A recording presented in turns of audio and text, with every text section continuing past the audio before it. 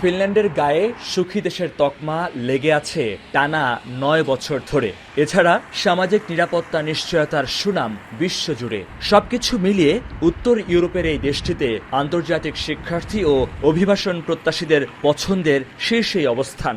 এমন অবস্থায় নাগরিকত্ব আইন কঠোর করে যাচ্ছে দেশটির ডানপন্থী জোট সরকার।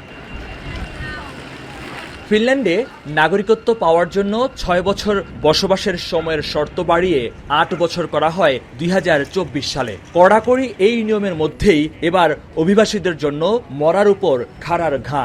সম্প্রতি দেশটির পার্লামেন্টে পাশ হয়েছে নতুন আইন।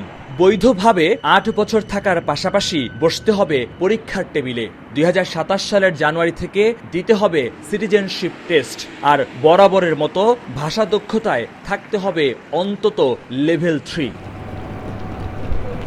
সিটিজেনশিপের পরীক্ষা নেওয়া হবে ফিনিশ অথবা সুইডিশ ভাষায়। প্রশ্ন থাকবে ফিনল্যান্ডের সমাজ, আইন, গণতন্ত্র, মানবাধিকার, লিঙ্গ সমতা, ইতিহাস ও সংস্কৃতি সম্পর্কে। প্রস্তুতির জন্য অফিসিয়াল পাঠ্যসূচি প্রকাশ পায়নি এখনো। তবে বলা হচ্ছে পরীক্ষায় পাশ করতে পেতে হবে ৭০% নম্বর।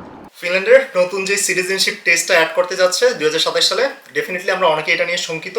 বাট আমার কাছে মনে হয় যেহেতু অনেক দেশেই সেম প্রথা চালু রয়েছে, এর মাধ্যমে আমরা হয়তো ফিনল্যান্ডের সমাজ ব্যবস্থা, ফিনল্যান্ডের আইন সবকিছু নিয়ে আরো ভালোভাবে জানার আমাদের নতুন করে আগ্রহ তৈরি হবে। সবার জন্য এই পরীক্ষা বাধ্যতামূলক নয়। ফিনিশ বা সুইডিশ ভাষায় ফিনল্যান্ডে উচ্চশিক্ষা সম্পন্নকারী বা মেট্রিকুলেশন পরীক্ষায় উত্তীর্ণদের জন্য বিকল্প ব্যবস্থা থাকবে। নতুন আইনে আগের মতোই বহাল থাকবে মাসিক নির্দিষ্ট উপার্জনের বাধ্যবাধকতাও। এত কিছুর পরও সুখবর থাকছে আন্তর্জাতিক শিক্ষার্থীদের জন্য, যাদের ফিনল্যান্ডে ব্যাচেলার্স কিংবা মাস্টার্স ডিগ্রি রয়েছে, পাশাপাশি ভাষা দক্ষতার সার্টিফিকেট আছে। তাদের অপেক্ষা করতে হবে না ৮ বছর পর্যন্ত। ৫ বছরই নাগরিকত্বের জন্য আবেদন করতে পারবেন তারা। মহিউদ্দিন মধু, সময় সংবাদ, হেলসিঙ্কি, ফিনল্যান্ড।